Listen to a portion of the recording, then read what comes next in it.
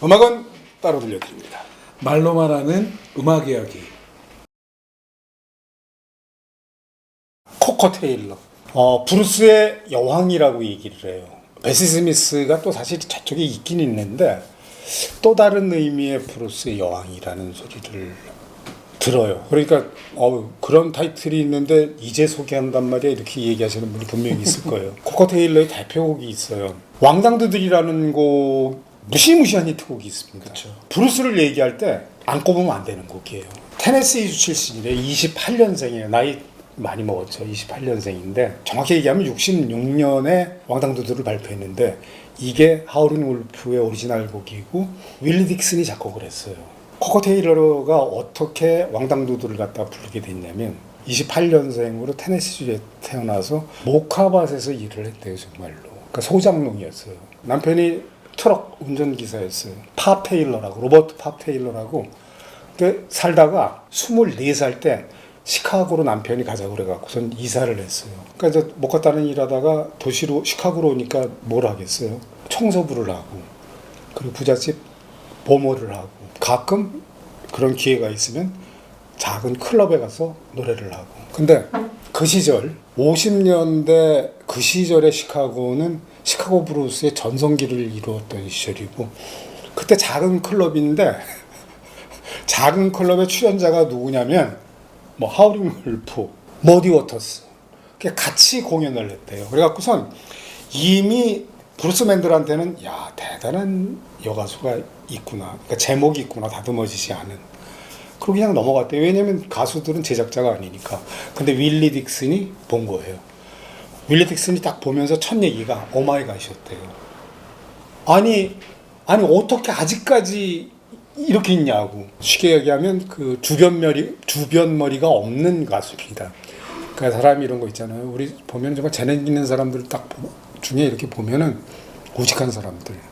그러니까 뭐 이렇게 계산할 줄 모르고 이렇게 사교적이지 않고 자기가 뭐 좋아하고 뭐 이러는 거 그런 거에만 충직하게 뭔가 해 나가고. 코코 테일러가 꼭 그래요. 청소부로 일하고 보모로 일하고 그리고 기회 있으면 클럽 가서 노래하고 이게 다예요. 좀 안타깝죠. 근데 좌우지간 윌리 딕슨이 그녀를 이제 발굴해가지고 체스 레코드사랑 계약을 하게 해가지고 왕당두들을 줘요. 그래가지고 당시 시카고 브루스와 가장 잘 어울리는 목소리. 정말 파워풀해요. 정말 크고 정말 굵어요. 왕당두들을 갖다 발표해서 굉장히 히트를 했어요. R&B 차트 4위까지 올라갔고 체스 레코드사의 마지막 히트곡이라고 뭐 이런 얘기를 하더라고요. 근데 여기까지입니다. 잘 나갈 줄 알았는데 60년대 후반에 레오날드 체스가 죽고 체스 레코드사가 흔들리고 그때 이제 브루스 음악이 어떻게 되냐면 영국으로 건너가고 미국에서는 흑인 라디오에서도 사라지고 흑인 라디오에서는 이제 R&B, 소울, 락큰롤 뭐 이제 이렇게 가는 거죠. 그래서 브루스가 없어졌어요. 그 시절이에요. 그러니까 코코 테일러도 작은 클럽에서 노래할 기회도 없어진 거예요. 그러니까 히트곡 낸 가수거든요. 다른 가수 같았으면 내가 가수인데 앞으로도 가수일 건데 이렇게 갈 거 아니에요. 아니요. 다시 청소부, 파출부, 보모 그리고 하여튼 기회 닿는 대로 노래를 했어요. 이게 참 이해 안 되잖아요. 아니 그렇게 힘든 일을 하다가 가수로 했으면 어떻게 해서든 뭐 자기 캐리어를 이렇게 더 넓혀가기 위해서라도 어떻게든 뭐 해서 노래하고 뭐 이럴 텐데 그냥 다시 본업.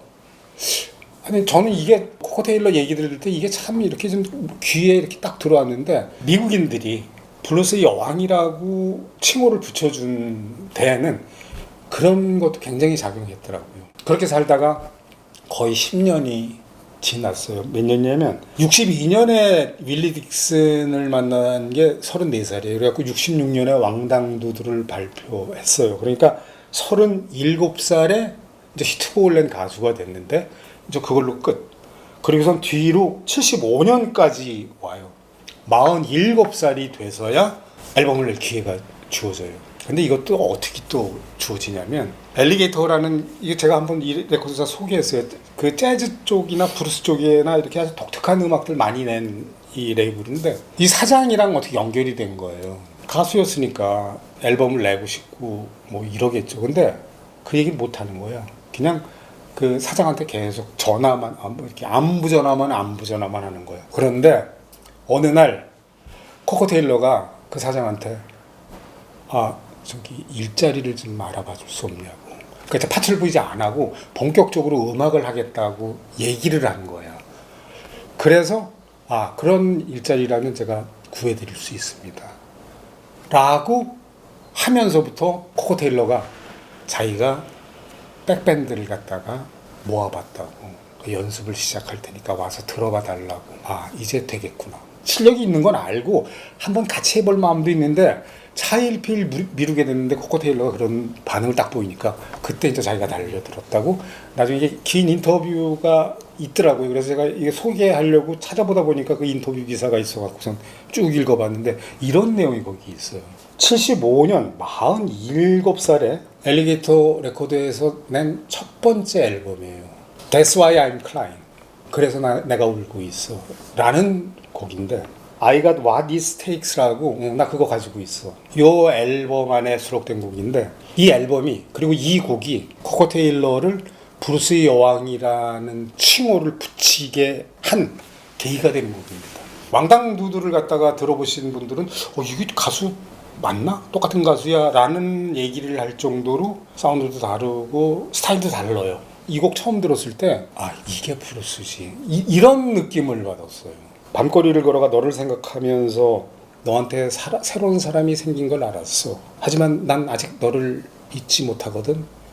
그래서 울고 있어 라는 가사 내용인데 가사가 전하려는 그 메시지가 그냥 가수 목소리에 그냥 다 올려져 있어요. 왕당두두를 냈을 때는 그냥 히트곡 하나 있는 여가수로 끝났는데 이 앨범을 내면서부터 사람들도 이제 알 거 아니에요. 그 10년 전쯤에 히트곡 하나 내고 또 다시 그걸 어렵게 살다가 다시 레코드를 냈는데 이게 이런 퀄리티의 음반을 냈다 해서 끈질김, 성실함, 그전과는 다른 이렇게 좀 더 이렇게 확장된 음악에 사람들이 박수를 치기 시작한 거죠.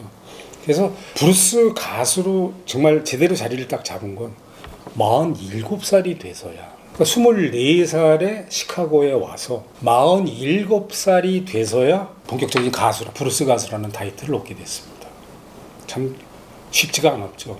제가 이 코코 테일러를 갖다가 그러니까 왕당두들 때문에 난 정말 저 가수를 별로 고개를 이렇게 가다가 정말 사람들이 코코 테일러 하는데 이래서 그렇구나 하고 느낀 첫 노래는 아이드레드 고 브라인드입니다. 아이드레드 고 브라인드. 제가 이제 소개했어요. 에타 제임스, 이거는 에타 제임스 오리지널인데 저는 그 에타 제임스 것보다도 사실은 라드 스튜어트 버전을 제일 좋아해요. 지금도 제일 좋아해요. 왜냐면 중학교 3학년 때 그 노래를 갖다 처음 듣고 그게 브루스인지 뭔지도 몰라요. 이 노래 좋네 그러고 러드 스튜어트를 추앙하기 시작했으니까. 아이드레드 고 브라인드를 갖다 한번 들어보십시오. 브루스 곡 중에 브루스 곡이에요.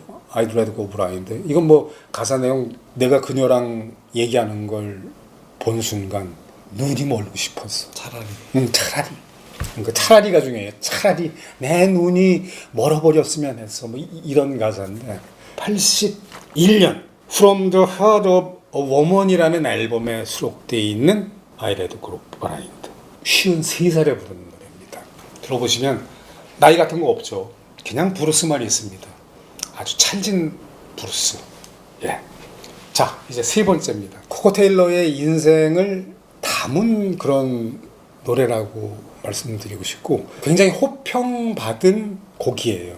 Time Will Tell이라는 곡인데 90년에 발표했어요. 그러니까 코코 테일러가 62살에 발표한 곡입니다. Jump for Joy라는 앨범에 수록되어 있는데 이 Jump for Joy라는 앨범이 그 말년 앨범 중에서는 손에 꼽히는 앨범 중에 하나예요. 2009년에 돌아가셨어요. Time Will Tell이라는 이 곡은 시카고에 갇혀온 남편, 운전기사였고 나중에 매니저 역할을 계속해줬었던 남편한테 바치는 노래예요. 남편이 1988년에 교통사고가 나서 89년에 죽었어요. 그리고 이 앨범 90년에 발표가 됐는데 Time Will Tell이라는 곡은 이 가사가 그냥 남편을 생각하면서 생을 이렇게 돌아보면서 먼저 간 사랑하는 사람을 떠올리면서 부르는 노래예요. 저희 채널 좀 나이 드신 분들, 저랑 동배되시는 이런 분들은 노래를 들으면은 정말 좋아하실 거예요. 가사가 이래요. 담뱃재, 빈잔, 그들이 내게 말해주는 듯해. 이제 재떨이를 비우고 이제 잔을 치우고 소파를 정돈해. 하지만 나는 영원히 내 기억에서 잘 자라고 키했을 때의 그 추억을 잊을 수 있을까? 오직 시간만이 말해줄 거야. 워싱턴 포스트에서 이 곡에 대한 그 평가를 했는데 비정상적으로 정제된, 그래서 인상적인, 그러니까 이렇게 정제돼 있어. 그러니까 이렇게 참고 이렇게 내려앉히고 했는데 그게 비정상적이라니까. 너무 어떻게 저럴 정도로 감정을 억제하고 이렇게 하지만 그래서 더 인상적인, 더 좋은 이라는 수식어를 앞에 붙이더라고. Time Will Tell 이 곡에 대해서. 이외에도 I'm a Woman이니 이저 히트곡들이 많아요. 많은데 이왕 소개할 바에야 제가 좋아하는 곡 위주로 소개하는 게 좋겠다 생각해서 오늘 3곡 이렇게 간단하게 소개했습니다. 네, 감사합니다.